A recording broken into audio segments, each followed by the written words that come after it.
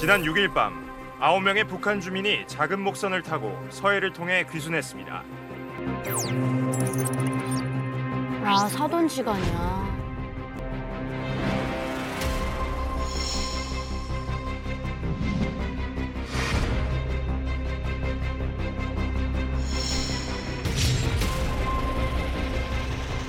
TV나 USB에 저장되어 유포된 남한 방송도 몰래 시청했는데 특히 탈북민들이 북한 소식을 전하는 채널A의 이제 만나러 갑니다를 보며 남한 정착을 꿈꿔온 것으로 전해졌습니다. 탈북은 지난 연말 결심했고 가재도구들을 팔아 탈북을 위한 자금을 꾸준히 마련했습니다. 북한 주민들이 탈북을 했습니다. 도대체 이렇게 위험한 일을 왜 감행한 겁니까? 사실은 황해도가 가깝기 때문에 많은 분들이 넘어오면 되는 거 아니야라고 쉽게 생각하실 수 있지만 가까운 만큼 그곳의 북한의 감시망이 굉장히 촘촘합니다. 네. 탈북하려는 기미만 보여도 바로 즉각 총살하라는 명령이 스탠딩 오더로 코로나 시국 때부터 지금까지 살아있는 루트이기 때문에 더군다나 인원이 적으면 탈북하기 좀 용이한 측면이 그렇죠. 있어요. 그런데 무려 9명. 그리고 사돈지간, 그러니까 일가족이 전체가 다 이 위험한 탈출에 목숨을 걸었다는 네. 것은 반대로 생각해 보면 그만큼 북한에서 살기 힘들 정도의 절실함이 있었다는 거예요. 그래도 의미 있는 건 우리 이만갑을 저 북한 땅에서 보면서 탈북을 결심했다는 게 굉장히 뭉클했고 그래. 가장 큰 원인은 식량난으로 꼽혀요. 북한에서 먹고 살기가 너무 힘들다. 아사 직전까지 간 상황이었다. 황해도 뭐 쌀도 많이 나는 동네인데. 그럼에도 불구하고 그러면 국가가 다 황해도라는 곡창지대가 아닌 다른 지역은 어떻겠어요? 그렇죠. 아사 상황이 굉장히 심각한 상황이고 산지가 그 정도인데. 엘리사베트 살몬 유엔 인권 특별 보고관이 지난 3월에 유엔 인권 이사회에 보고한 내용이 있습니다. 북한 인구의 42%가 절반이죠. 식량 부족으로 영양실조 상황이다라는 지적도 이제 최근에 리포팅이 됐거든요. 그래서 이 일가족 9명이 목숨을 걸고 탈출할 수밖에 없었던 북한의 식량난, 굉장히 궁핍한 상황 이게 다시 한번 주목이 됐죠. 거기서 죽느니 그냥. 첫 번째 우리 이제 군경과 대면을 했을 거 아닙니까? 근데 네. 이제 탈북 동기를 이제 뭐라고 밝혔냐면 북한 사회 같은 게 뇌물과 착취가 일상화되어 있잖아요. 이 부조리한 체제에 대한 환멸을 느꼈다.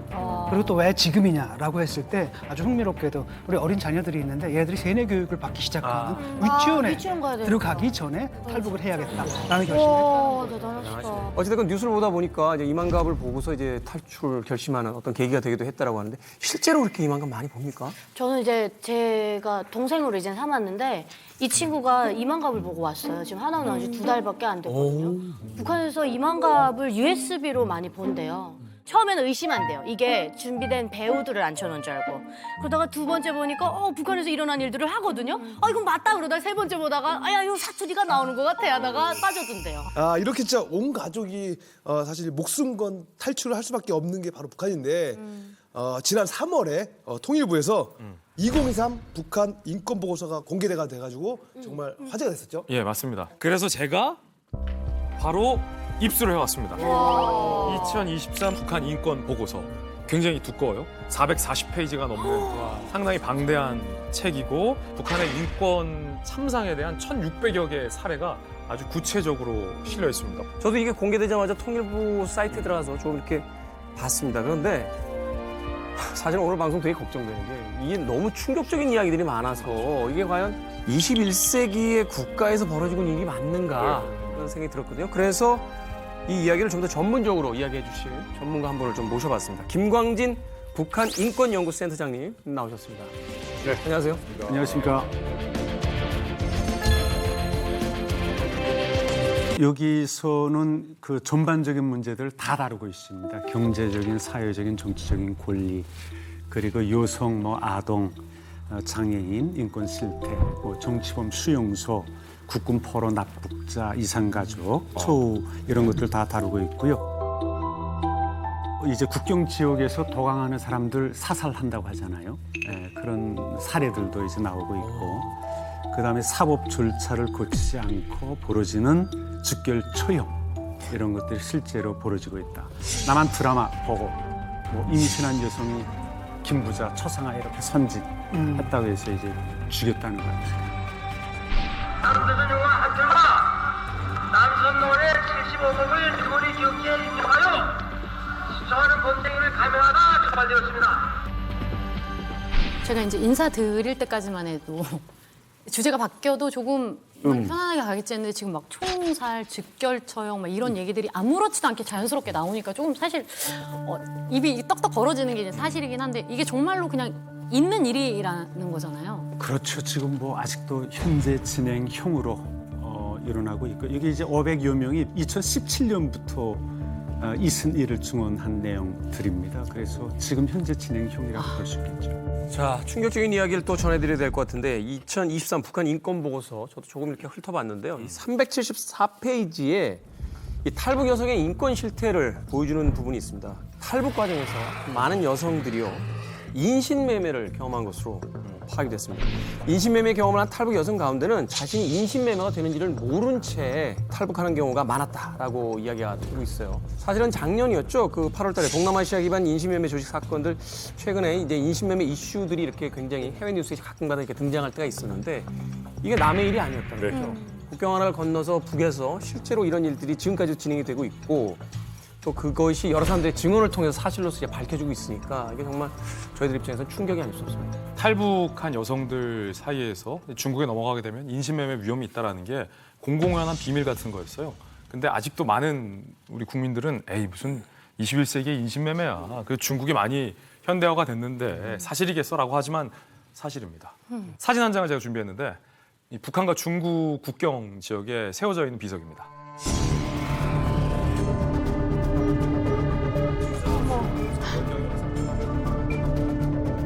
경고, 월경자 수용 금지, 월경 여성 어린이 판매 금지. 이게 북중 국경지대 곳곳에 세워져 있는 현재 세워져 있는 비석이거든요. 인신매매를 하지 말라는 표지판이 있을 정도라는 건 인신매매가 정말로 활발하게 이루어지고 있다는 반증이거든요. 일상화돼 있다는 거죠. 런던에 있는 북한 인권단체 코리아 퓨처 이니셔티브가 2019년에 공개한 이 인신매매 관련된 보고서가 있습니다. 중국 내 탈북 여성 10명 중에 6명이 인신매매를 당한 것으로 추산된다라는 리포팅도 있거든요. 그거면 정말로 많은 여성들이 지금도 사실은 팔려가고 있다. 이 시간에 보통 한국으로 올 때 대부분의 북한 여자들이 중국이라는 땅을 거쳐서야만 한국에 올 수 있어요. 근데 본인이 팔려갔다라는 것을 굉장히 부정적으로 생각하면서도 그 집에 눌러 앉을 수밖에 없는 이유가 있는데 남자와 이제 결혼을 하고 그 사이에서 아이를 낳아요. 그러면 그 아이 때문에 자신의 그런 뭐 이렇게 존엄성 같은 거를 무시하고 그 아이만 바라보면서 중국에 머물러 사는 사람들도 많죠. 자, 강동원 교수님께서 중국에 가서 직접 그 인신매매 피해를 당했던 북한 여성들을 만나고 오셨다고 들었습니다. 어떻게 다녀오시게 된 겁니까? 네, 제가 2016년 9월부터 2017년 5월까지 중국 현지에 직접 가서 인신매매를 당한 탈북 여성 100명을 현지에서 직접 인터뷰를 하고 왔습니다. 정말 상상 이상입니다. 그래서 너무나도 아프고 또 비참한 잔인한 그런 상황들을 제가 좀 보고 왔고 오늘 우리 국민들이 좀 이 부분들을 알고 함께 공감하면 좋겠습니다.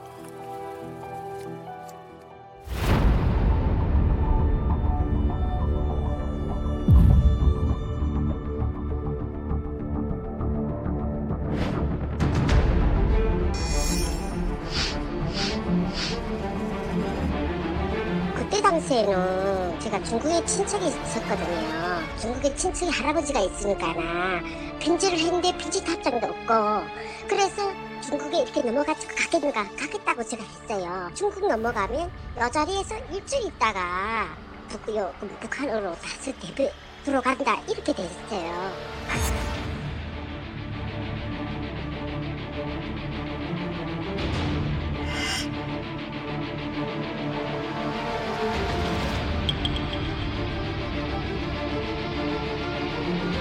저한테 중국까지 밟아보는 순간에 앞뒤 돌아보지도 말고 걸어가라는 거예요. 그래서 제 말도 못하고 끝까지 걸어갔어요. 그러면서 이제처럼 자기네끼리 이렇게 뚝딱뚝딱 하다가 제가 넘어가는 순간에 사람한테 팔아먹은 거예요. 실제 제가 팔려왔어요. 그러니까 친척집에 연락도 안 하고 저한테 팔아먹은 거예요. 진짜.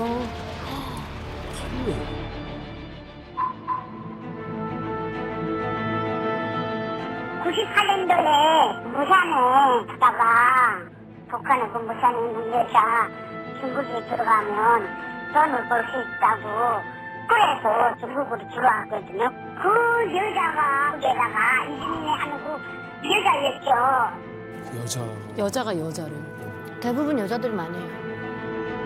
조만간 물 건너가서 하룻밤 자고 그리고 다음날에 보니까 사람들이 오더라고. 그래 어제도 사람들이 오는 건 그 내용을 몰랐어요. 지금 생각해도 그게 다른 사람들이었어요. 지금 생각해도 그게 다른 사람들이었어요.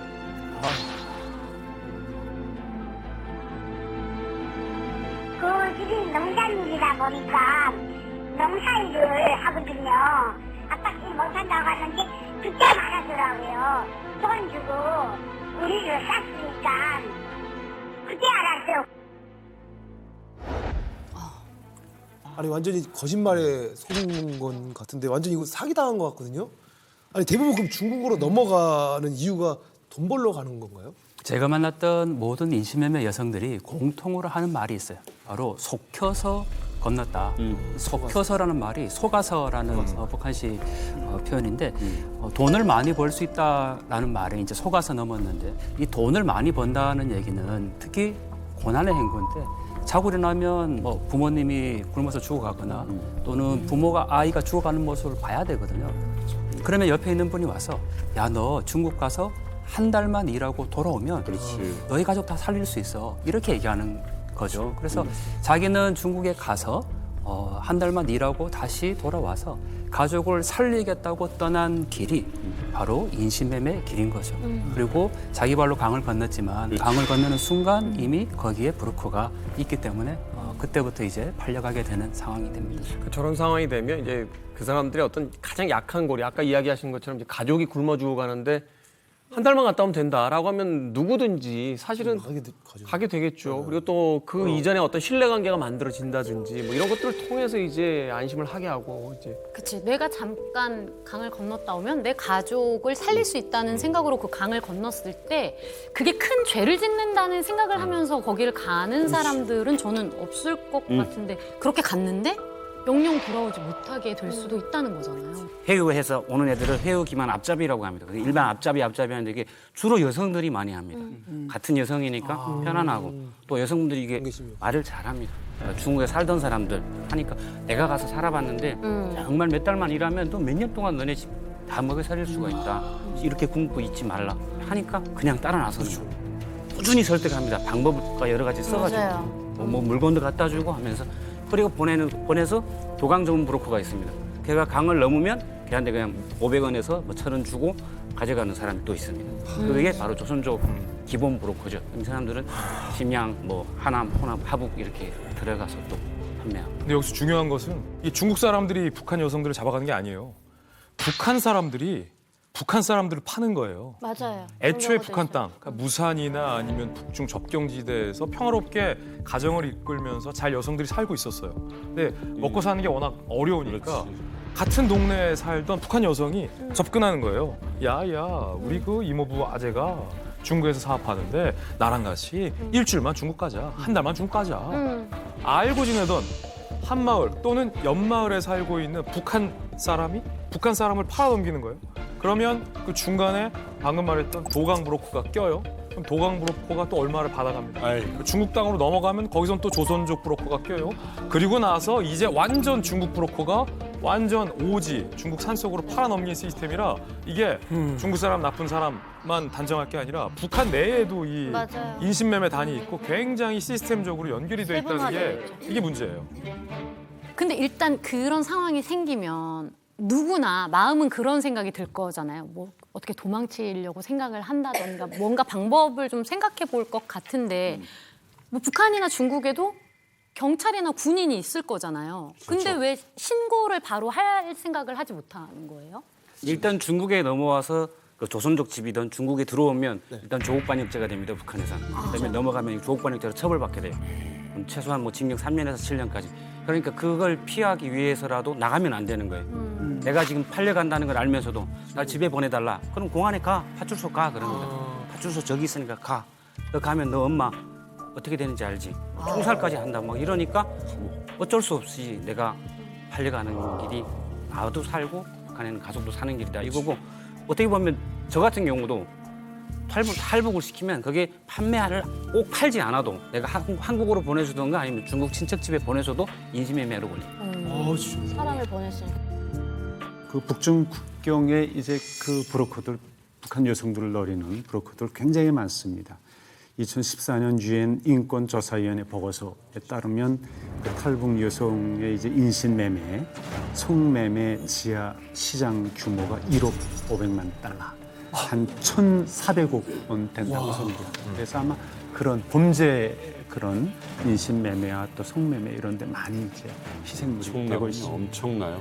그 산업의 규모를 이야기하셨는데 저 정도면 단순한 사건 사고가 아니죠. 그러니까 이미 하나의 산업으로서 자리를 잡았다는 거, 산업이 됐다는 건 조직화되어 있고 관리하는 것들 또 그것을 눈 감아주는 뭐 중국이라든지 북한 쪽의 어떤 그 기관들도 다 존재한다라고 좀 봐야 되는 거 아닙니까? 그래서 사실은 이 자리에 나와 계신 그 탈북하신 여성분들 볼 때마다 아마도 주변에서 그런 일들 한 번쯤 겪었다라는 간접 체험이나 본인들이 또 그런 위험에 빠졌던 경험도 있지 않을까 하는 생각이 드는데. 저희도 이제 그 두 번째 탈북할 때 하마터면 팔려갈 뻔한 적이 있기는 했어요. 이제 두 번째 부모님이 보내신 브로커랑 다시 중국에 들어왔는데 연락을 부모님한테 해서 어떻게 저희가 왔다라는 소식을 전해야 되는데 부모님한테 연락이 닿질 않는 거예요. 그러니까 브로커가 저희를 데리고 무작정 국경에서 가장 가까운 산에 올라탔어요. 그래서 여기서 기다리면서 너희 부모님하고 어떻게 연락을 좀 닿게 해보자 했는데 그곳에서 며칠 몇 날 막 굶으면서 있다 보니까 너무 배가 고프고 허기진 거예요. 그래서 저희를 데려왔던 브로커 중에 한 명이 군인이었는데 이 사람이 그 아래에 있는 마을에 내려갔어요. 먹을 거라도 좀 구해오자. 갔던 김에 전화 한 번 더 해볼게 라고 했어요. 내려가고 한참 지났는데도 오지 않는 거예요. 그래서 우리 남아있던 브로커 한 명이랑 저랑 언니랑 해서 같이 내려갔는데 브로커가 저기 멀리서 이제 웃으면서 오시는 거예요. 근데 브로커 뒤에 농기구를 들고 그 브로커 뒤를 막 따라오는 거예요. 근데 브로커가 저희랑 거리가 가까워지고 거의 100m 정도 남았는데 손짓으로 도망가라고 앞에서 이러는 거예요. 아이고야. 그 사인을 받자마자 나머지 브로커가 언니랑 제 손을 잡고 산으로 떴어요. 근데 정말 무섭게 쫓아오는 거예요.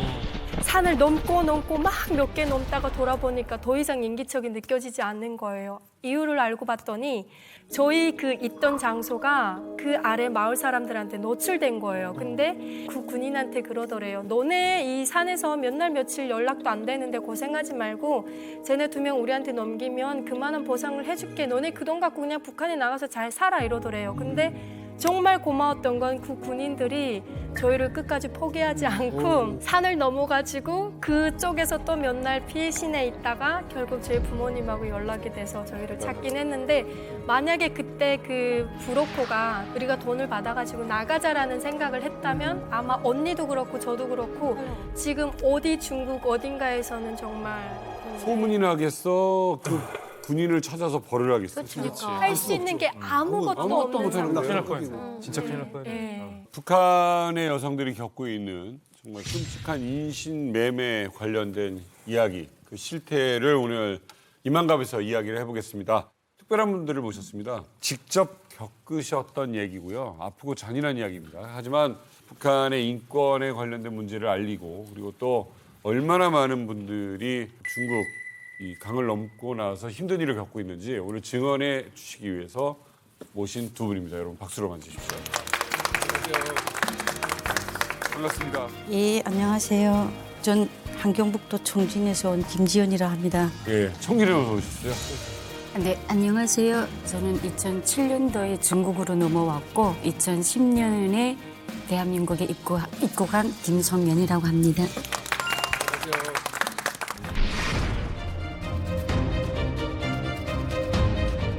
처음에는 제가 3번이나 팔려갔어요. 3번이나 팔려갔어요. 3번이요? 네. 어떡해요? 일단 팔려가니까 이제부터는 저는 감옥 생활이죠. 바깥에 문 잠그고 가고 도망칠 것 같아서 다시 전화해라. 자기한테다가. 그럼 자기가 데려온다. 그거 또 파는 거예요, 갔다가. 맞다. 양수가 터지고 아이고. 통증이 오기 시작을 하는 거예요. 근데 저는 아무것도 없는 상황이었거든요.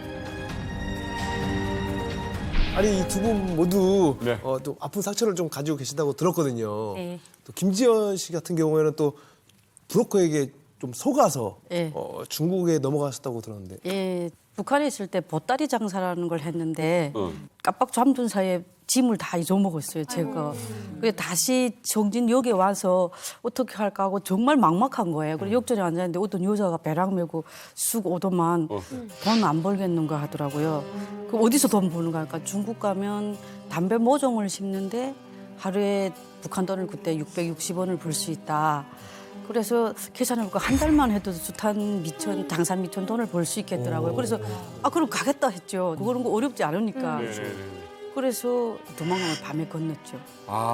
청진에서 북한 돈 660원 벌 수 있다니까. 그게 그 돈이면 이제 적지 않은 돈이고. 엄청난 큰 돈이죠. 그렇죠. 예. 왜냐면 뭐 한 달에 그 3,000원, 뭐 4,000원 뭐 이런 얘기할 때니까. 그러니까 처음에 강물 건너서는 이런 농촌이니까 마을이 있어요. 근데 개가 엄청 짖어요. 개가 짖으면 중국 병망대가 오니까 이 사람들은 일단 우리를 산 속에 있잖아요. 이런 가수원 같은데 움막 같은 데다 피신시켜요. 아침에 보니까 사람이 서너 명이 오는 거예요, 남자가. 근데 그 사람들도 조선족인데 중국말을 하는 거예요. 우리가 말을 못 듣게.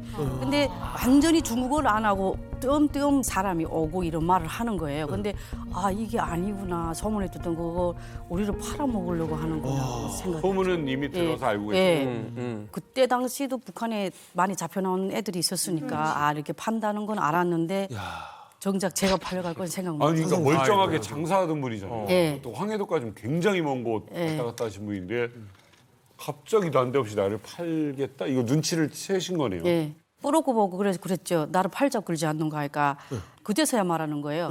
우리가 중국말도 모르고 아무것도 모르기 때문에 팔려가서 그 집에서밖에 일할 수밖에 없다고 그러더라고요. 야, 말이 그래서 그건 좋다. 근데 우리는 일단 강물을 건넜으니까 반역자지 않아요. 북한 가도 처벌을 받고 여기 있어도 처벌을 받는 거예요. 그럼 다 좋다. 나를 파는데 다시 내가 북한에 쉽게 갈 수 있는 데서 좀 팔아달라고 그랬죠. 좀 잘 사는 집에다가. 집에 동생이 혼자서 날 기다리고 있기 때문에 다시 가려고 했지. 어떻게 보면 굉장히 현명하신 선택일 수도 있는 거죠. 지금 이 상황에서 내가 어떤 내 의지로 할 수 있는 게 없으니까 가능성은 남기고 이제 가야 되는 거니까. 머리가 하였어요. 나 이거 어떻게 할까. 다시 건너가면 잡혀서 뭐 단련대나 감옥에 가야 되고. 그렇지 않으면 다시 여기 있자니 어쩔 수 없는 상황인 거예요. 그래서 할 수 없이 있었던 김에 그래도 여기선 돈에도 갈 수 있다고 희망을 버렸죠. 중국 말을 못해. 어디 아는데도 예. 꼼짝 못하는 상황이에요. 처음에는 제가 3번이나 팔려갔어요. 3번? 3번이나 팔려갔어요. 3번이요? 네. 어떡해요? 삼합에서 용종으로 갔어요. 용종이라는 곳에 가서 어떤 집에다가 저를 대다 놓더라고요. 그러니까 그 사람이 저를 파는데 밤에 왔는데 사람이 선글라스를 끼고 왔는 거예요. 남자가 사람 5명이 왔는데 이 한쪽 눈이 약간 좀 장애인이더라고요. 눈이 없는 사람이더라고요. 그래서 맨발바람으로 달아났죠. 달아나서 원래 대련 뿌로코 삼촌한테 갔죠. 그리고 다음날 아침에 이 사람이 전화 와서 연길에서 사람이 하나 나왔는 거예요. 그 사람한테 또 팔려갔죠, 저는. 그 팔려갔다가 또 그 사람이 연길에서 또 딴 사람한테 또 팔은 거예요. 어머. 팔리고 해서. 돈은 받으신 거예요? 저는 못 받아. 저는 못 받죠. 그럼 자기들끼리 파는 자기네끼리 거예요? 그거 바깥에서 쑥닥쑥닥 거려가지고. 예. 와, 이건 지금 근데 이 사람들이 또 부럽고들이 얼마나 웃긴 게 너 여기서 살기 싫으면 전화번호를 줘요. 이 돈이라도 가지고 공중전화에서 전화할 수 있는 데까지만 달아놔라. 그 다시 전화해라. 자기한테다가. 그럼 자기가 데려온다. 그거 또 파는 거예요. 갔다가. 여기 돈 받고 저기 돈 받고. 그러니까 이제 또 이 사람은 그 사람은 찾지를 못하니까. 예, 그 널뛰기라는 거 그런 거 하는 거예요. 그거를 이제 이 여성들 사이에서 널뛰기, 띰뛰기라고 표현하는데 띰뛰기는 말씀하신 것처럼 브로커가 팔고 그 여성과 짜가지고 이 여성이 한 3개월 정도 살고 있다가 다시 나와서 다른 곳에 또 파는 거예요. 이 브로커가. 그러면 이 여성에게 처음에는 여성은 단돈 1원도 못 가져요. 그렇지만 두 번째 띰뛰기를 하면 이 브로커가 조금의 돈을 주는 거죠. 저를 얼마 주고 샀지 않았어요. 합의를 받지 않았어요. 근데 사촌 형수들이 왔더라고요. 저를 신체 검사하자고 하는 거예요. 그러니까 제가 그때 당시가 28살이었는데 중국은 28살짜리 아가씨가 없는 거예요. 다 19살, 20살, 21살은 다 시집가서 아가 있어요. 그러니까 그것도 제가 후에 들었는데 자기는 믿지 않았대요. 28살짜리 아가씨가 없다. 아줌마도 좋다. 좋으니까 있으면 애라도 하나 낳아야 되니까. 그걸 때문에 그랬다 그러더라고요. 제가 중국에서 만난 어떤 여성, 역시 20대였는데 이분은 3번째 팔려가기 전에 제가 만났어요. 근데 2번은 정신지체와 신체 장애가 있었던 사람에게 이제 팔렸던 거죠. 그러니까 제가 소원이 뭐예요? 이런 질문들을 만나면 하는데 어떤 분들은 뭐 고향에 있는 엄마 보고 싶어요. 아니면 뭐 건강하면 좋겠어요. 이렇게 이제 답변하는데 이 여성은 뭐라고 얘기를 했냐면 제발 이번에는 정상적인 사람에게만 좀 팔아줬으면 좋겠다. 이렇게 얘기를 하고 심지어 제일 먼저 중국에 와서 배운 중국어 말이 이 말이었다고 하는데 한번 직접 들어보시죠.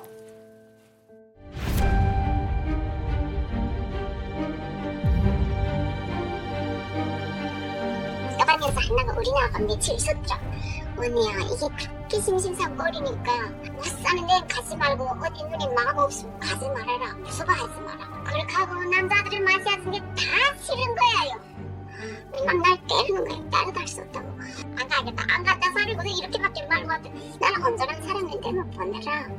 그리고 내가 누구 안 가까 나를 막 때리더라. 내가 그래서 제일 먼저 배운 말이가 뭔지 알아요? 또의 빛이란 말이 제일 먼저 배워서 나보고 또의 빛이라고 했다. 또의 빛이란 말이 제일 먼저 배워서 나보고 또의 빛이라고 했다. 또의 빛.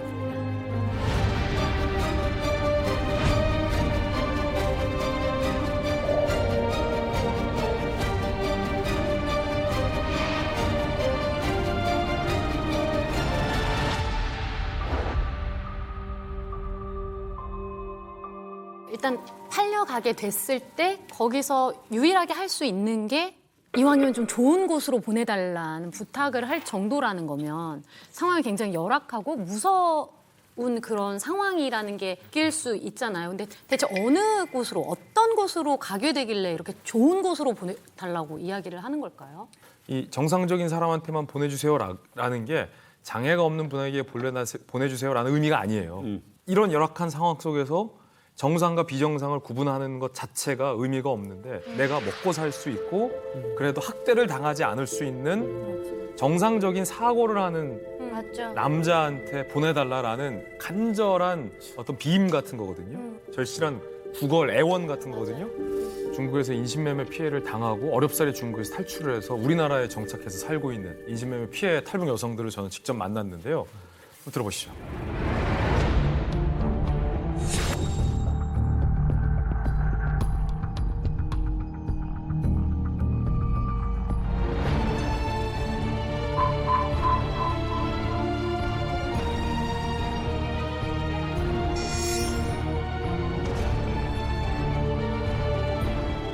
그 중국 남편은 어떤 분이셨어요? 중국 남편은 겉에는 잘 멋있는데 그 사람이 장가를 못 가고 여자껏 있었더라고요. 그래서 저를 13,000인지 뭐 중국 돈 13,000에 싸더라고요. 그래서 거기 들어갔는데 저는 몰랐는데 그 사람이 성질이 막 났다든가 덥다든가 이러면 이 혈압이 올라가서 아마 좀 발작을 하는 것 같더라고요. 그 무슨 간질병 같은 게 있은 걸 제가 몰랐어요. 간질병.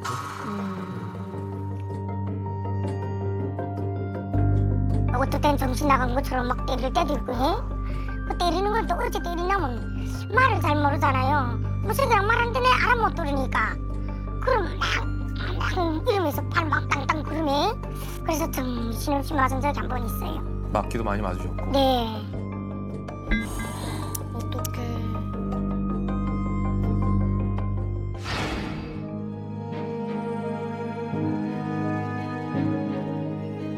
원치 않는 남성과 대화도 안 통하고 하루하루 지내시는 심경 어떠셨을까요? 원치도 않는 것도 어떻게 했어요. 나를 고발하면 내 붙잡혀 가겠는데.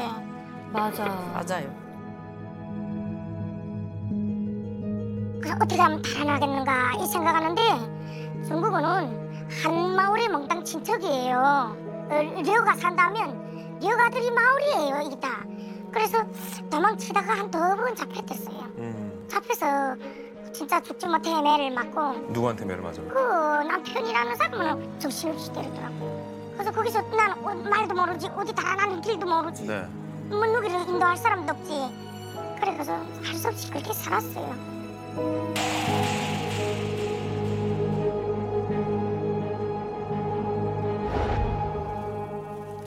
너무나도 말도 안 되는 일을 겪으신 거예요. 너무나 고통스러운 이야기를. 그럼요. 이 중국어를 할 줄 모르니까 말이 안 통하니까 이분 같은 경우는 엄청나게 답답하니까 학대를 많이 당하셨어요. 폭행도 많이 당했고 탈출하려는 시도도 몇 번 했었는데 그 마을에서 붙잡혀서 또 남편에게 구타를 당하면서 비참한 삶을 살았던 거죠. 근데 이분은 이미 북한에서 가정을 이루고 있었어요. 그런데 한 가정의 엄마가 소리 소문이 없이 끊긴 거예요. 실종이 된 거죠. 이렇게 북한 사람이 중국으로 팔려가서 자기의 가족들은 영문도 모른 채 실종이 된 채로 중국에서 이런 학대를 당하고 있었던 거죠. 얼마나 괴롭겠습니까? 정상적인 삶이 아니죠. 정상적인 만남이 아니고 아주 외진데 뭐 가난한데 이런 데 팔려가거나 아니면 뭐 20대 그 어린 여성들이 이제 70대 그에게 중국 남성에게 팔려가기도 하고 또 반목도 때리는 남성들도 있었다죠.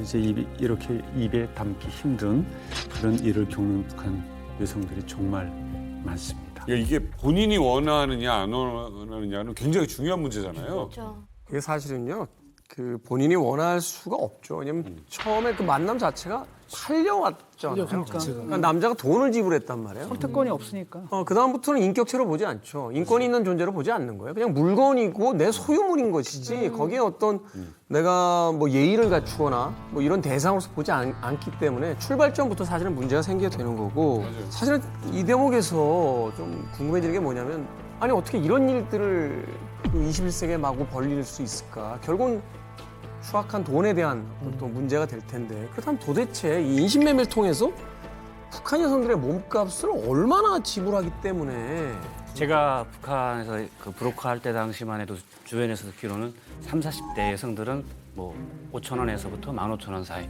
그리고 10대, 20대는 중도 뭐 2만 원에서부터 3만 원 사이. 근데 이게 2만 원이면 우리 돈으로 어느 정도 되나요? 400만 원 정도 되거든요. 400만 원. 그러면 보면 그냥 150만 원에서 한 600만 원 정도의 기본 팔리고 있다. 근데 제가 가슴이 아팠던 건 하나원에 들어왔는데 그 팔려갔던 여성분들이 무슨 얘기하는지 아세요? 야, 나는 그래도 3만 원에 팔려갔다 그러고 어떤 여성분은 난 8천 원에 팔렸네 이렇게 하고 뭐 어떤 분은 이렇게 막 그분들이 팔려갔던 얘기를 농담으로 하시는데 저는 그걸 탈북해서 처음 알았잖아요. 너무 마음이 아픈 거예요. 이거 말이 안 되는 거예요. 아니 그럼 신뢰가 혹시 안 된다면은 두 분 혹시 그런 얘기를 좀 들은 게 있나요 혹시? 처음에는 몰랐는데 이 말을 좀 할 수 있을 때 샀자라는 거 돈 주고 샀자라는 거 얼마 줬는 거야? 그러니까 한국 돈 한 200만 원 정도 더 불렀대요. 근데 자기가 돈이 없다고 하니까 할 수 없이 그 돈이 줬다고 그러더라고요. 제가 중국에서 100명 만나면 사실 정민 씨가 했던 질문을 똑같이 했었거든요. 질문하면서도 이 질문이 정말 세상에서 가장 잔인한 질문이구나라고 제가 생각했는데 또 놀랍게도 대부분 자신이 팔려온 가격을 다 알고 있어요. 그러더라고요. 왜냐하면 중국어를 잘 모르지만 그 팔리는 현장이 이제 그대로 있기 때문에 거기에서 어느 정도 이제 듣게 되기도 하고 또 어떤 경우에는 그 남편이라고 이제 얘기하기 참 그렇지만 그 여성에게 이렇게 얘기를 하죠. 내가 너 얼마에 사왔으니 너 그만큼 돈값 해야 된다. 이렇게도 돈값 해야 된다. 이렇게도 얘기를 하니까요.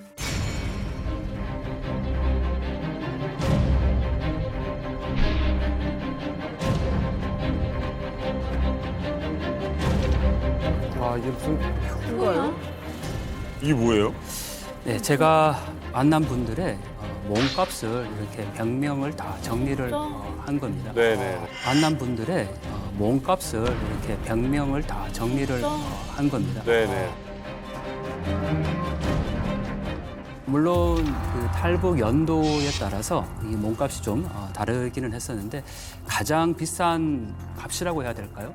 2015년에 7만 위엔 정도, 우리 돈으로 약 1,300만 원 정도 되는 돈이었고 가장 가격이 낮은 분은 6천 위엔, 우리 돈으로 한 110만 원 정도 되는 돈으로 이분들의 인생이 끝나는 거죠. 너무 비참하고 아프고 이런 표현들로 한마디로 할 수 없는 상황이죠. 아주 유명한 소설가도 그들의 이야기를 절대 소설로 쓸 수 없을 거다. 왜냐하면 인간이 상상할 수 있는 범위를 사실 넘어서요. 그런 이야기들이라서 너무 마음이 아프죠. 근데 아까 이제 그 표에 이제 값을 매긴 그 표를 보여주셨잖아요. 근데 거기에 나오는 그 돈은 정작 탈북한 여성들은 단 1원도 받지 맞아요. 못하는 돈인 거잖아요. 그건 다 모조리 브로커들한테 가는 건데 그럼 탈북한 여성들은 그냥 100%의 피해자가 돼버리는 상황이 되는 거예요. 돈 받았다는 사람 얘기 들어본 적 있어요?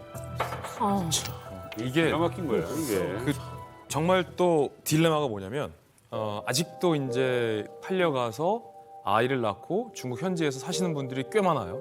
엄청 많아요. 근데 이분들이 시간이 흐르고 아픔과 고통을 잊고 또 그 나름대로 어떤 가족 관계를 형성해서 그래도 우리 아이 아버지, 우리 시어머니라고 생각하면서 자기 합리화를 하는 경우가 굉장히 많은데 사실은 그러시면 안 되거든요. 피해자고 가해자인 거거든요.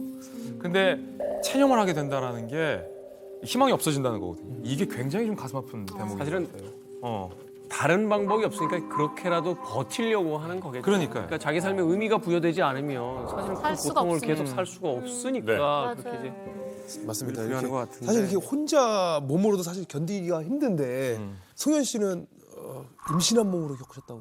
네, 정말? 저는 북한에서 장나라 씨 나오는 드라마를 보고 탈북을 결정을 했고요. 그 드라마를 보면서 궁금한 점이 과연 나만 이렇게 잘 살까? 체류탄을 쏘며 사람이 죽어가는 그런 세뇌 교육을 받은 북한하고 나만 드라마를 봤을 때 너무나도 완전히 다르니까 진짜 나만이 현실이 맞을까, 현실일까라는 이런 궁금한 점도 많이 생겼습니다. 맞아요. 예, 저는 그 자의는 아니었고요. 그래서 한국 드라마를 보고 이게 이웃이 신고를 하다 보니까 임신한 채로 탈북하게 남편과 같이 탈북을 하게 됐어요. 임신 몇 개월 정도 됐을까요, 그 당시? 그때 제가 탈북하게 됐던 게가 박달. 왜? 만사? 박달. 왜? 만사? 만삭인 상태. 예, 만삭인 상태에서 제가 북한에서 2007년도 6월 29일 날 예정일을 받았습니다. 근데 6월 6일 날 밤에 저희가 강도강을 했습니다. 예, 드라마보다 걸려서 이제 신고를 했고. 예. 그래서 저희가 물에 들어섰는데 그 두만강 밑에 이렇게 깡통을 달아놨어요. 너무 이렇게 그때 많이 있다 보니까 이 깡통을 달아놨는데 남편이가 바로 높이 들어야 된다. 몸이 무거워도 바로 높이 들어 했는데 높이 든다고 했는데 걸렸거든요. 그래서 소리가 난 거예요. 그래서 저서에서 저서 밑으로 넘었는데 그래서 바로 나와서 그 송을 되게 쏘는데 무서운데 물이 이만큼 올라오는 거예요. 근데 저는 지금도 그리 무서워서 수영을 못하고 수영 배우러 가는데 지금도 저는 수영 못하고. 근데 그때는 벌써 임신이 된 상태 막달이니까 자꾸 몸은 자꾸 아래로 가지 하니까 그래도 남편이 끝까지 제 손을 놓지 않고 끝까지 와서 서시장 옆에 왔는데 임신한 채로 3일 굶어 보니까 저는 진짜 더는 못 살겠더라고요. 근데 한쪽 분이 오셔갖고 까누올라 전 중국말 잘 몰라요. 근데 까누올라 하니까 그게 무슨 말하니까 이렇게 삽을 보여주면서 이런 거로 가자미 이러더라고요. 그래서 간 게 연길 대암 돼지 목장에 갔습니다. 근데 솔직히 밥도 요만큼 주지 뭐 남자든 다 나가 일하는데 저는 밥도 제대로 못 먹고 눈치가 보이니까 거기서 산나무를 캐다가 서시장에 내려와서 시장에 내려와서 파는 일을 했었거든요. 근데 팔면서 한 여자가 저한테 다가오더니 제가 이 나무를 다 살 테니 돈을 못 가져왔으니까 집에 좀 가자는 거예요. 그래서 저는 그때만 해도 내가 또 임신이 누가 언니가 뭐 잡아가겠냐 그런 식으로 그래서 돈을 주겠지 하고 따라갔는데 그 집이가 인신매매라던 브로커 집이었던 거예요. 아니 만삭의 임신부를? 예, 저는 반려가도 한 사람이잖아요. 네. 근데 두 사람이 몫이가 되잖아요.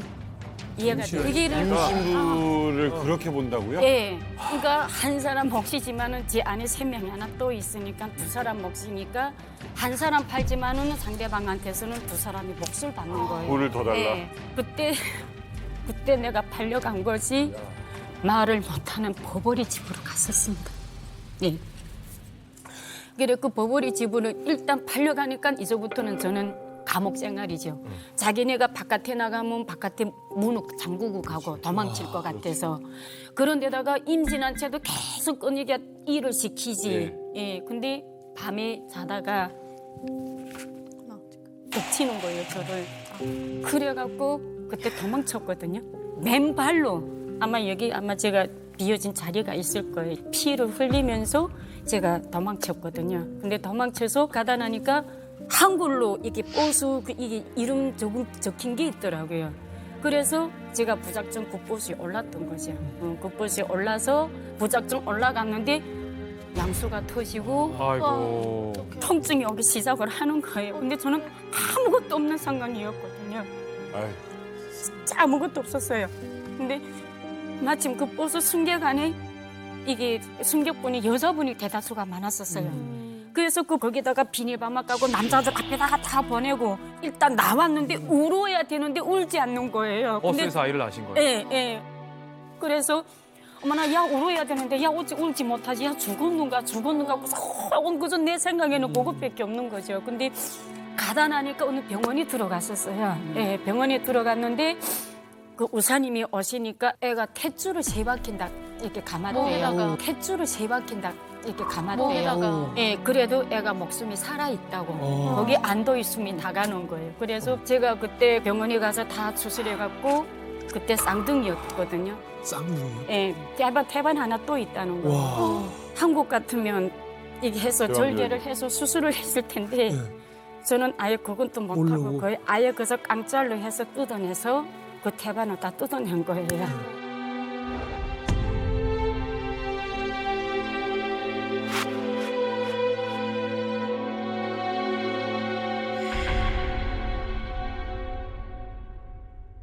그래서 그 다음날에 그 부록한테 전화를 해서 남편을 만나게 해달라고 내가 전화를 하니까 전화를 해달라고 연결을 해달라고 했었어요. 안 된대요. 왜 안 되냐고 하니까 네가 그냥 거지 부리면 나를 신고를 하겠대요. 그럼 이제 애기 공방 나는 어떻게 합니까? 그래서 오직 내 머릿속엔 이 애를 데리고 어떻게나 나는 남편을 만날 것이다. 오직 이 목표를 하나 가지고 그러면 남편하고 연락할 수 있는 이 연길 시내에다가 가깝게만 좀 언니가 보내달라 했었어요. 제가 부탁은 했었어요. 근데 알았다고 한 것이 어디를 보냈냐? 저를 쌍둥으로 보낸 거예요. 또 판 거예요? 네, 저를 또 판 거예요. 아기 낳은 사람을요? 네, 한 달 20일 만에. 그래서 제가 받아준 사람이 탈북민 여자였습니다. 네, 같은 탈북민이라고 해도 자기도 팔려가서 그 사람하고 살지만은 열이 나고 설사하고 그렇게 알았습니다, 제가. 예. 그러면서도 병원에 가 진료도 못 받았고 바깥 출입도 못 하고 그 집안 안에 돼지 새끼 낳는 그 돼지 우리의 청소에 집안 안에 온갖 것 이런 제가 다 해야 되는 거예요. 그냥 일하는 사람으로 끌려간 거네요? 예, 근데 애를 뜯어서 팔자는 거예요. 우리 시연이를 팔겠다는 거예요. 그다음 내가 그랬지. 아기를 팔겠다? 예. 엄마 사람 새끼냐고. 어떻게 엄마도 북한이 새끼도 있는데 새끼를 어떻게 파냐고. 아 너도 그럼 내가 받아온 값이 있는데 내가 어떻게 이게 돈을 어떻게 해야 되냐. 근데 제가 진짜 그 애를 지키느라고 진짜 모슴질하면서 정말 협박을 한 거예요, 협박을. 예.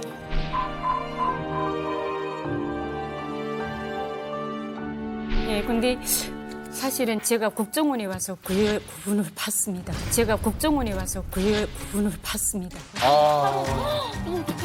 근데 나를 못 본 척 하면 되겠는데 저를 부르는 거예요. 야, 그때 그 애야? 이러더라고요. 어떡해, 진짜 그때 우리 시연이가 3살이었었어요, 국정원에 들어왔을 때. 근데 주변 탈북민들과 물어보니까 그래서 할 거면 조사 중에 조사도 안 받고 3명이 다도 서로 같은 소리 들었습니다. 예. 너무 기가 막힌 일이네요. 근데 이후에 나와서 우리 군애한테 이야기했더니 어디냐고 찾으면 안 돼. 나는 못 참겠다고 막 그러더라고요. 만약에 그 여자분한테 우리가 엄마가 갔으니까 어느 정도 내가 건졌지. 만약에 다른 사람이었다면 내가 너를 건졌을까? 그렇지. 남자라면 너를 건졌을까? 그래도 그분은 그만하면 고마운 거야. 고맙게 생각을 하자 하는데 본인이 잘못한 게 없어요. 없는데 이런 일이 벌어지는 거예요. 아까부터 자꾸 좀 하시는 얘기들 중에 미안해하지 않으셨으면 좋겠는 게 뭐냐면 그 집에서 돈을 지불했으니 내가 그 돈값을 해줘야 되지 않느냐. 그게 제가 생각했던 일종의 가스라이팅이죠. 내가 원해서 한 거래가 아니고요. 내가 중심인 거래도 아니에요. 자기들끼리 마음대로 해놓은 거래고 당신을 사오는데 내가 돈을 썼으니까 돈값을 해라라고 피해자에게 그걸 이야기한다는데 그걸 마치 내가 잘못해서 그 사람의 돈을 손해보게 해준 것처럼 기분을 잡고 그렇게 생각을 만들어 놓고선 그걸 가지고 이 사람들을 꼼짝하지 못하게 한다고 하는데 여러분들은 죄가 없어요. 그 사람들 자기들끼리 불법을 저지른 거지 내가 그 사람들한테 내 몸값이 얼마라고 이야기한 것도 아니고 거기에 대해서 절대 미안해하면 안 될 것 같고 얼마나 살 수가 없으면 그런 결정을 했겠냐고. 북한 여성들에게 인권이라는 거는 강을 건너는 순간 더 없어지는 것 같아요. 네, 인신매매를 당한 여성들에게 인권이라는 개념은 없다고 봐야 되는 거고요. 또 자기들이 사왔기 때문에 마치 가축을 사와서 정당하게 값을 지금 내가 치르고 있다 이렇게도 증언을 하고 있는데 그래서 어떤 분들은 아니 그렇게 힘들면 도망가지 왜 도망 안 갔어 이렇게도 많이 질문하는데 제가 그 여성들을 만나러 가기 위해서 차를 타고 가면 10시간을 차를 타고 가도 보이는 건 옥수수밭이 맞아. 그러니 여성이 그 밤에 자기가 차가 아닌 걸어서 도망을 간다는 건 불가능하고 또 가다가 뭐 다른 사람을 만나서 이 사람에게 도움을 구해도 그 사람들이 또 다 가족 안에 있는 동네 사람들이기 때문에 도움을 받을 수도 없고 결국은 하루 종일 그 시골에서 밭에 나가서 일을 해야 되는 거고 또 뭐 엄청난 노동에 시달리고 있으니까 뭐 인간적인 대우는 거의 생각할 수가 없는 거죠.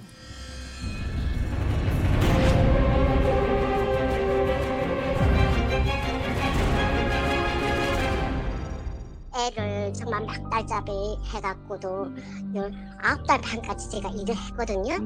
농촌에 가다니까 그 콩가술도 하고 강냉이 그거 다른 것도 하고 했어요. 그래서 저는 애를 낳았고 정말 6개월도 안 돼갖고 제가 농사일을 또 다시 했거든요.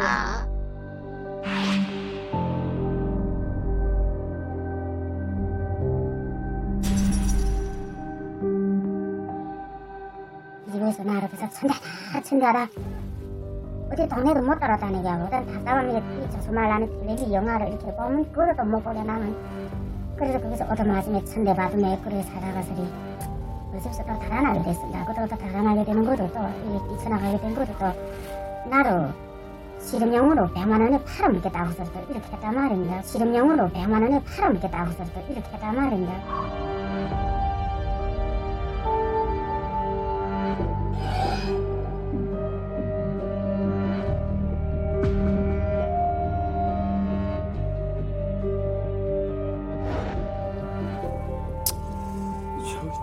비디오 보고 나니까 인권이란 단어 자체도 굉장히 사치스럽다라는 생각도 해보게 되네요. 더군다나 임신 9개월에 거동도 안 되는데 일을 시켰다는 건 아까 말씀하신 것처럼 정말 사람이 아니라 가축으로 보지 않았나 하는 생각도 하게 되는데 왜 우리가 우스갯소리에 그런 얘기 하잖아요. 뭐, 야 내가 얼마나 고생 많이 했는 줄 알아? 하는 얘기 하는데 오늘 이 비디오 보고 나니까 두 분 이야기 듣고 보니까 어디서 그런 얘기할 자신이 이제 없습니다. 제가 중국에서 만나봤던 그 남자 쪽 시어머니 되는 사람들이죠. 이 탈북 여성들을 향해서 보내는 시선이 굉장히 냉혹해요. 그러니까 자기네 사람이 아닌 정말 돈을 주고 사온 물건인 거죠. 그래서 그 또 마을에 모임이 있어요. 뭐 북한에서 며느리를 사왔다라고 하면 그런 갖는 모임이 있는데 그 집 며느리는 얼마에 사왔어? 우리는 10,000원에 사왔어. 이렇게 말하는 사람들도 있고 또 아프거나 아니면 병원 가야 될 상황이 있으면 너는 돈을 주고 사온 사람이기 때문에 아파도 병원에 갈 수 없다고 우리 집에서 할 몫을 다 해야지만 병원에 갈 수 있다고 하면서 이제 제대로 된 치료도 못 받는 사람들도 있어요. 네. 근데 중국에서 이분들의 인권이 이렇게 정말 어떻게 보면 참담하잖아요. 근데 사실 저런 분들이 북한에 나오면 더욱 개돼지 취급을 받아요. 그러니까 왜냐면 이젠 반역자가 된 거죠. 제가 이제 어렸을 때 중국으로 가셨던 분들이 잡혀 나와요. 잡혀 나오면 입고 나온 옷 그대로 인민반들을 통과시키게 합니다. 일부러. 그래서 이제 두 줄을 쫙 세워서 갈 때 저희에게 덜 들어서 이렇게 그들한테 던지라고 해요.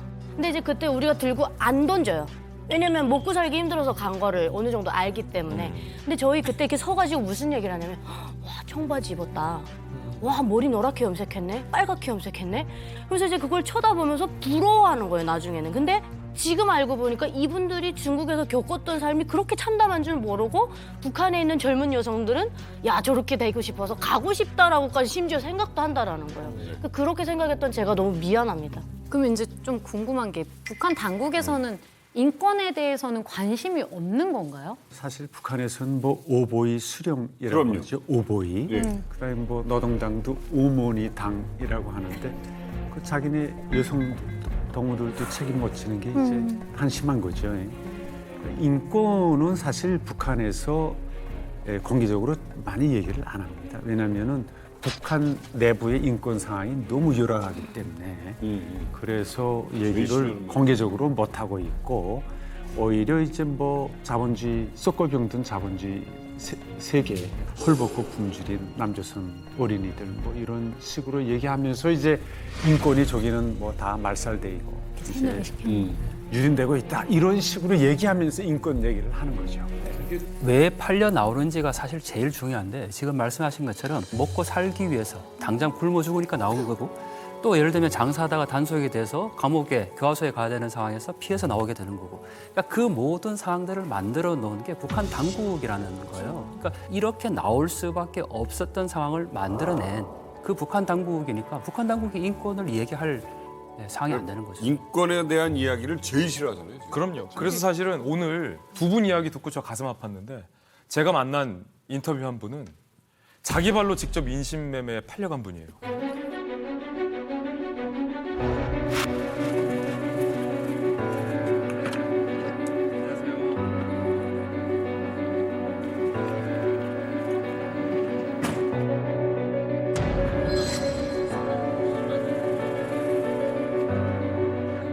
내가 일하고 들어오니까 우리 딸애가 없는 거예요.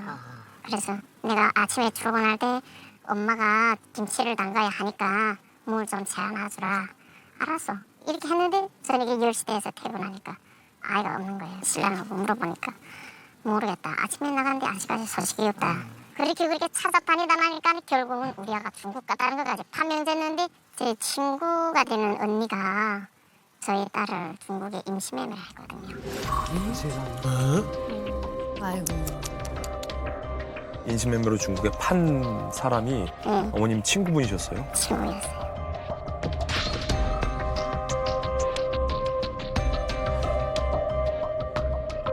딸이 인신매매 됐다라는 소식을 북한에서 들었을 때 그때 마음이 어떠셨어요? 그 마음이란 게 더 말해야지 있으니까 이제 도대체 겨우 17살인데 옆에 있던 새끼를 잊어먹었으니까 무조건 찾아야 된다는 생각에 내가 그래서 압록강을 넘어가는데 무턱대고 내 새끼를 못 찾잖아요. 그래서 제가 5년을 기다렸어요. 자식한테서 소식이 올 때까지. 그래 5년을 기다리는데 5년 만에 소식이 왔어요. 그래서 제가 5년을 기다렸어요. 자식한테서 소식이 올 때까지. 그래 5년을 기다리는데 5년 만에 소식이 왔어요.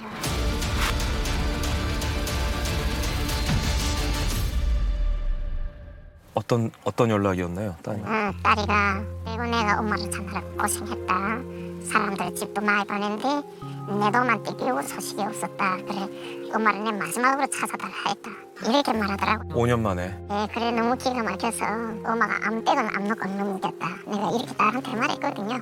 근데 갈 길이 없어요. 내가 나이 먹었으니까 12살이니까 나를 팔아주겠다는 사람도 없었고 이러던 찰나에 내 남자 사촌 동생 아이가 국경경미대하고 이렇게 장사를 하면서 누나 이번에 안 가면 누나를 도와줄 길이 없다 그러더라고. 가겠다. 그래 압록강을 넘었었는데 그것도 또 브로커를 만나서 보니까 그 임시매매를 하는 여자더라고요. 그래서 나도 임시매매라는 거 알면서도 압록강을 넘었어요.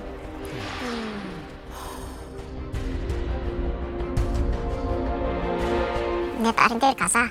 우리 딸네 집에서 한 10km 정도 떨어진 그런 조금 떨어진 촌마을에 갔어요. 5천만 원에 내가 팔렸어요.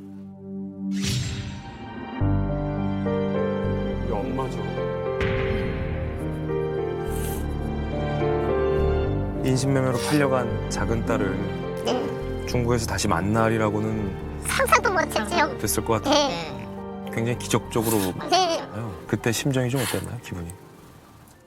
저는 그 순간에 딸이 톡 걸어서 엄마 하고 꿀 안으니까 이게 내가 중국 왔는지 지금 북한에서 만나는 건지 그런 감격도 모르겠고 말이 안 나가서 한 시간만 울은 것 같아. 그런데 만나니까 이제 아이가 붙잡고 울지 너무 기막혀서 말이 안 나서 이게 진짜 만났는지 안 만났는지 그런 것도 느끼지 못하겠더라고요.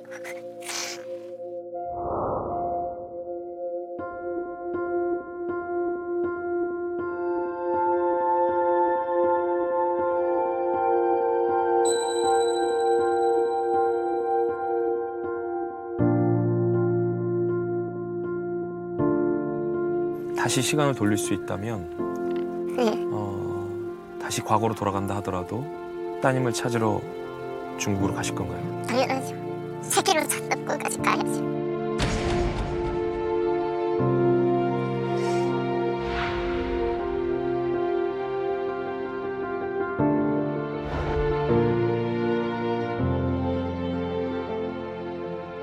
이분의 사연이 정말 기구했는데 막내딸이고 금이아오기가 키운 막내딸이 소리 소문 없이 사라진 거예요. 인신매매로 팔려간 겁니다.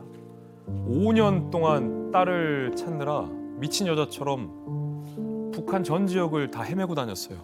5년 만에 딸한테 연락이 왔는데 17살 기억이었던 딸이 중국의 이름 모를 남자에게 팔려가서 애까지 낳고 중국에서 살고 있다는 거예요. 이 딸이 5년간 엄마를 찾기 위해서 소처럼 일했대요. 그 말을 북한에서 듣는 엄마 심경이 어땠겠습니까? 인신매매인 줄 알면서 자기가 중국에 팔려간 거예요. 브로커한테 부탁한 거 한 가지예요. 딸이 살고 있는 마을 근처에만 날 팔아달라. 간절함이 통했다고 해야 될까요? 딸 근처 마을에 팔려간 거예요. 그게 어머니 마음이. 그게 엄마 마음이에요. 그렇게 6년 만에 10km면 먼 거리예요. 그럼요. 먼 발치에서 그것도 딸을 그냥 지켜보고 있는 거예요. 나중에 결국 이 딸과 따님과 어머니가 중국에서 탈출하는 데 성공해서 지금은 이 대한민국 한국 땅에서 모녀가 제외해서 살고 있습니다. 근데 그 딸이 어머니랑 같이 중국에서 탈출하기 위해서 중국에서 낳은 자기 딸을 또 두고 와요. 아이고. 피덩이 자기 딸이 잠들었을 때 자기 딸을 두고 탈출을 합니다. 이 엄마는 한국에서 자기 딸을 찾을 수 있어서 너무 좋은데 지금 자기 딸이 중국에 두고 온 본인 딸 생각을 하면서 하염없이 눈물 흘리는 모습을 볼 때 미안하다고 하더라고요. 이 기구한 비극이 계속해서 되풀이되고 있는 겁니다. 사실 이런 끔찍한 일을 겪는 걸 알면서도 이렇게 가는 거잖아요. 네. 어떻게 보면 이 지옥을 탈출하기 위해서 불구덩이로 들어가는 격이 아닌가 좀 생각이 드네요. 네, 저희 부모님이 이제 북한에 계실 때 자주 도강을 하셨어요. 그렇다 보니까 동네에서 소문이 났었는데 어느 날은 여자 2명이 이제 자매더라고요. 저희 집에 찾아왔는데 북한에서 더 이상 살 수 있는 길은 없고 그렇다고 또 깡도강을 해서 중국에 갈 수 있는 용기는 없고 하니까 중국에 가서 팔든 뭐 어쩌든 일단 중국 땅에만 자기네를 데려다 달라라고 하시는데 비단 이 2명만 그런 것뿐만 아니라 정말 많은 여성들이 생명을 부지하기 위해서 자신이 팔려가는 걸 알면서도 인신매매를 시켜달라고 요구하시는 여성분들도 많아요. 스스로 간단하지만 쉽게 정말로 자기 의지 때문에 가는 게 아니라 사실상 강요된 거잖아요. 그러니까 일단은 그 상태로 북한에서 생존 자체가 불가능한 정치적인 의미든 아니면 경제적인 의미든 간에 얼마나 위험스러운 일입니까? 하지만 그걸 택하지 않을 수 없는 사실 거기서 사실 국가가 실패한 거죠. 강제로 팔렸든지 아니면 스스로 뭐 팔리는 걸 선택했든지 탈북 여성들의 이 유일한 목적은 살기 위함이었고 그게 혼자 사는 게 아니고 북한에 있는 가족들을 살리기 위한 목적이었거든요. 이런 표현을 합니다. 7년 동안 매일 밤마다 울었는데도 눈물이 마르지 않습니다. 이런 표현을 하거든요.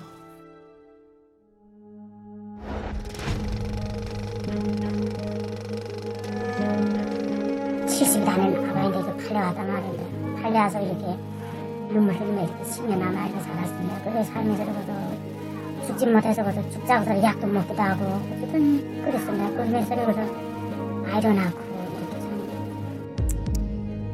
어머. 눈도 잘 못 보고 어떻게 귀가 잘 듣지 못하고 했잖아. 이 어떤 말하면 기억력이 좀 없습니다. 저는 기억력이라는 게. 그러니까는 누러지 발달한 건 한 군데밖에 없어. 미치겠어 내가. 에휴, 속상한데. 아니 이게 말이 결혼이지 정말 강제로 팔려간 거나 그럼요. 마찬가지잖아요. 근데 정말 저도 중국에서 한 5년 정도 살면서 주변에서 팔려온 여성들을 많이 보긴 했는데 남편은 정해져 있는데 매일 저녁 들어가는 남자들이 다른 거예요. 돈은 한 명밖에 구해올 수 있는 돈밖에는 없어요. 근데 형제가 여럿이 되다 보니까 그 한 여자를 사옴으로써 모든 사람의 욕구를 그 한 여자한테 해결해야 되는 거예요. 그렇다 보니까 하루 저녁에는 뭐 남편 형이 들어오고 다른 날은 뭐 아빠가 들어올 때도 있고. 근데 그거를 감내하면서도 그걸 잘 감내해서 사는 건지 아니면 너무 큰 고통이어서 고통이라는 걸 잊고 사는 건지. 저 중국에서 제 딸을 두 딸을 데리고 있을 때 한국 한족 사람들 대놓고 얘기를 해요. 국적이 없으니까 애를 팔라고. 너네가 여기서 키우지 못하지 않냐.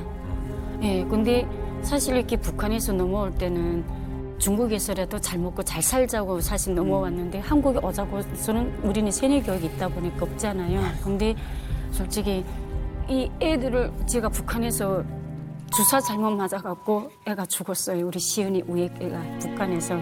그래서 드라마 보고 이 애가 임신됐으니까 또다시 죽일 것 같아서 그래서 사실은 탈북하게 됐고 경로는 그렇게 됐는데 중국에서마저까지 국적을 없이 팔라고 하니까 엄마로서의 뭐 이게 인생이 끝이 나는 것 같더라고요. 그래서 한국행을 우리가 선택을 했던 거. 한국행을 선택하지 못한 채 중국에서 살고 있는 여성들 굉장히 많습니다. 빨리 다 구출하고 싶은 마음인데 제가 만난 또 인신매매 피해 여성은 그 증언이 더욱더 충격적입니다. 매우 불편한 진실들이 있는데 마음의 준비를 좀 하고 계셔야 될 것 같습니다.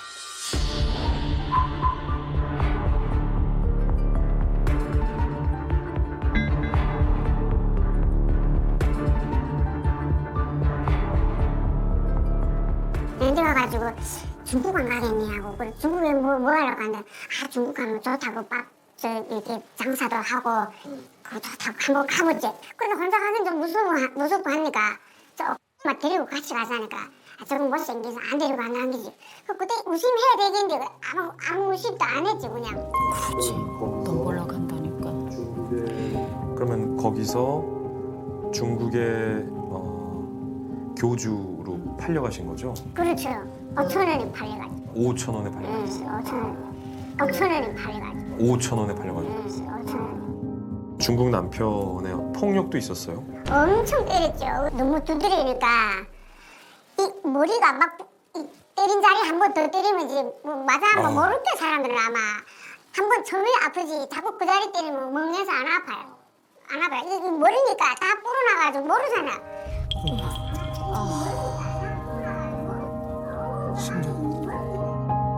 남편이 왜 때렸나요? 정신이 나 그냥 때린다니까. 제 생각이 어쩌다 그냥 때려. 어느 날에 내가 그 교회에서 우리 김치하고 저녁에 이제 퇴근하다가 그 김치가 날아주고 딱 들어오는데 집에 안 들어가 난리인 거야. 그 수업 왔어. 2층에 올라가고 2층에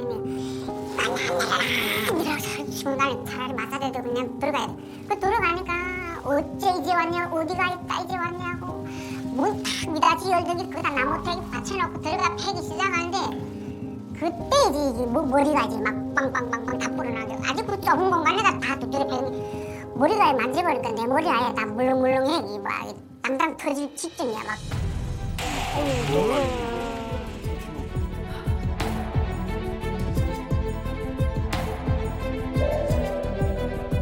내일만. 그 남편이랑 딸이나 뭐 아들 딸이었어. 딸이 있었어. 예. 딸은 엄마가 맞고 학대당하는 모습을 다 맞죠. 예. 그러니까 이제 지금도 저 엄마랑 결혼 안 할 거라고 아빠 같은 사람 만나서 결혼 안 하겠다고. 왜 맞고 같이 때리지? 짜증나. 같이 못 때려. 그럼 죽지. 딸 데리고 도망친 적은 없었나요? 그때 아마 일곱 달 됐을까 그때 뭐 아직 걸어다니지 걸어도 못 다니니까 업었지. 업고 밤에 나가서 그냥 가 두드리면 울고 막 밭에 나가 울고 또 들어오고 울고 들어오고 그랬었죠. 그때 시간이만 그렇게. 탈출하려는 엄두 자체를 못 내시거든요. 왜 그러냐면 내가 가다가 딸이 죽거나 내 죽거나 둘 중에 누구 남잖아요. 그 아픈 거 못 보겠더라고. 그래서 차라리 내가 중국부터 한국 가면 내 널 데리러 오케이 그래가지고 내 마음은 좋았죠.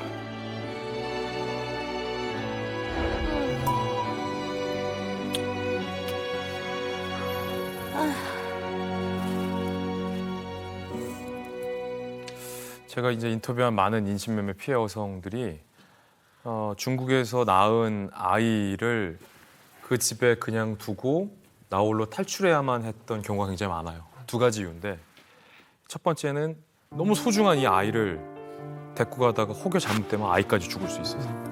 두 번째는 아이라도 두고 나오지 않으면 그 집안에서 이 여자를 찾는 거예요. 끝까지 추적하는 거예요. 잡아서 때리고. 근데 아이를 두고 나오면 그 집안에 대를 이을 수 있기 때문에 어느 정도 찾다가 그냥 만다는 거예요. 이분 같은 경우도 그 중국 땅에서 유일한 희망이 낙이 그 남자에게서 자기를 때려서 머리가 이렇게 붓게 만든 그 남자에게랑 같이 난 딸이에요. 근데 그 딸은 죄가 없잖아요. 근데 그 딸을 그 학대하는 아빠 집에 두고 홀로 탈출한 거예요. 너무 다행인 건 한국에서 자리를 잡고 그 딸이 성인이 돼서 데려왔어요. 제가 만난 그 여성이 도망을 가요, 실제로. 도망이 성공을 했고, 그리고 아마 우리 어디 중국 국경 도시라고 하면 다 아실 도시인데 거기까지 가요, 이 여성이. 한국에 오려고. 근데 거기까지 갔다가 브로커에게 나 다시 집으로 돌아가겠다라고 얘기를 합니다. 왜요? 아이? 탈북하는 그 일주일간 아이와 떨어져 있었잖아요. 그 아이가 너무 보고 싶은 거예요. 그래서 이제 그 국경 도시만 건너면 한국으로 갈 수 있는 거기까지 50% 탈북을 성공해 놓고 나를 다시 그 집으로 데려다 달라. 그게 모성애. 지옥 같은 곳에. 네, 그게 모성애거든요. 그러니까 엄마가 정말 아이를 위해서 할 수 있는 그 모든 것들을 다 탈북 여성들은 사실 한 거죠. 그걸 또 이용하는 사람들이. 네. 코로나 사태 나기 딱 전에 마지막으로 이렇게 탈출 시도하던 분이 있었는데 17살에 시집 갔는데 애를 두고 아까 교수님 보신 것처럼 그 조선말을 잘 모르는 거예요. 우리 한국말을 잘 모르는 오래돼서. 거예요. 천천히 하면서 저도 가끔 좀 아는 중국말 막 섞어가지고 얘기하면서 오라고. 그 동네에 있는 언니도 와 있고 하니까 내가 이 선으로 오면 된다고. 무사히 그냥 애는 나중에 찾으면 돼 하는데 안 돼. 자기는 애 두고는 절대 못 떠나 이러더라고요. 그래가지고 제가 얘기를 했어요. 당신이 17살 때 소 키워서 이렇게 넘어오면서 그 지금 북한에 남아 계신 어머니는 당신을 얼마만큼 그리워하겠냐고. 그러니까 당신이 무사히 대한민국 국적을 따가지고 중국 가서 자식도 보고 나중에 통일될 그날을 생각해서 엄마를 볼 수 있지 않냐고. 그러나 거기 살다가 잡혀라도 가게 되면 다시는 중국에 있는 애들도 못 보고 북한에 있는 어머니는 더 고통을 겪는다. 무사히 여기로 오는 게 제일 중요합니다 해서 북한에 계신 영상 편지를 써서 보여주고 모셔왔습니다.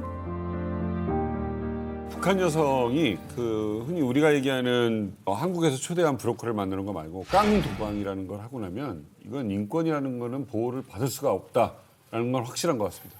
네, 뭐 북한 인신매매 여성들이 중국에서 편히 산다라는 거는 있을 수 없고 어렵네요.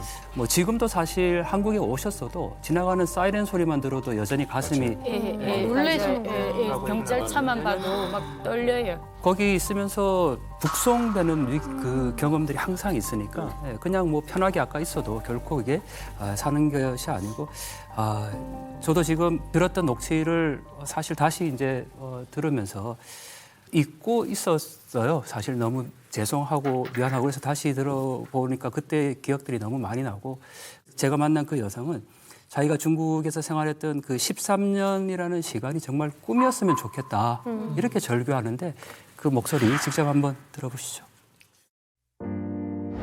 무슨 물은 넘기고 안 본 척하고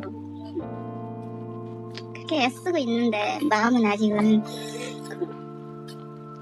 마음은 그렇게 안 돼. 그럼. 마음속으로 진짜 이빨 갈면서 죽이고 싶어. 갈면서 진짜 마음이 네. 죽이고 싶어.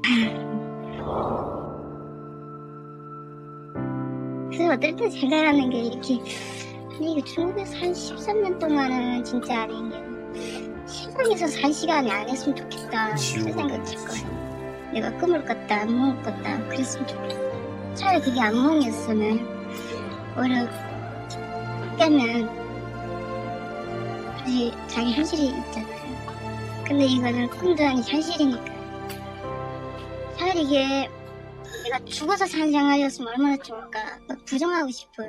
내 인생에 이런 중국이 13년 동안 막 진짜 막 존재 안 했으면 좋겠어. 인간으로서 인간 생활이 아니고. 죽고 싶어요. 죽고 싶어요.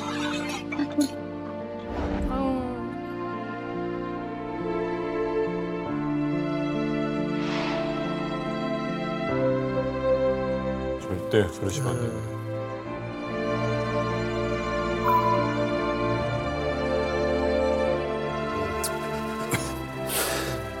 더 행복하게 사실 수 있도록 하셔야죠.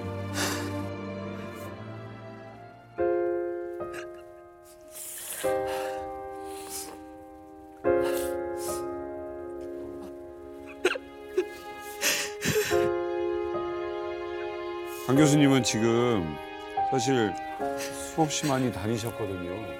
지금 왜 눈물이 나시는지 좀 여쭤보겠습니다.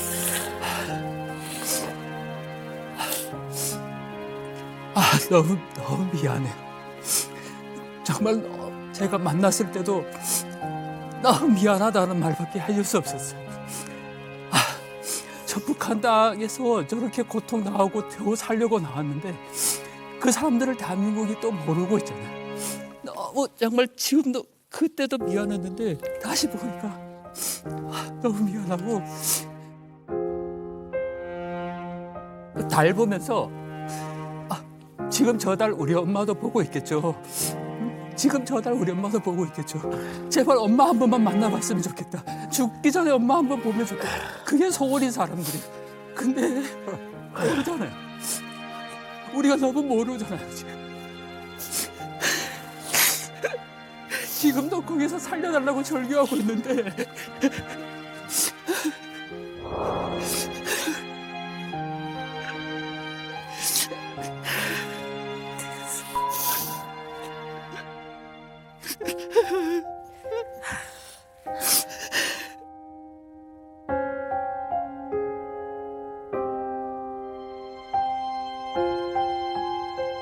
지금 이런 일은 계속 이어지고 있는데 어떻게 하는 게 최선의 방법입니까?